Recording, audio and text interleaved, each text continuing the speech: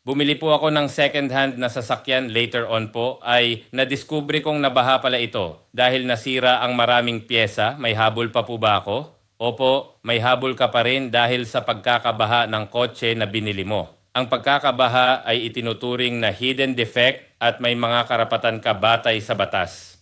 Sa ilalim ng Civil Code ng Pilipinas, may pananagutan ang nagbenta para sa mga nakatagong depekto. Kailangan mong ipakita na umiiral na ang depekto bago mo binili ang kotse at hindi ito madaling matuklasan. May mga remedyo ka ring maaaring hilingin, tulad ng rescission of sale kung saan ibabalik mo ang kotse at makakakuha ka ng buong refund. Maaari mo ring hilingin ang pagbaba ng presyo batay sa halaga ng pinsala. Mahalaga ring kumilos ka agad dahil may 6 na buwan kang panahon mula sa araw ng delivery ng kotse para maghain ng kaso. Mag-ipon ng ebidensya tulad ng ulat mula sa mekaniko at mga litrato ng pinsala. Kung hindi makipagtulungan ang nagbenta, maaari kang magpadala ng formal demand letter o magreklamo sa DTI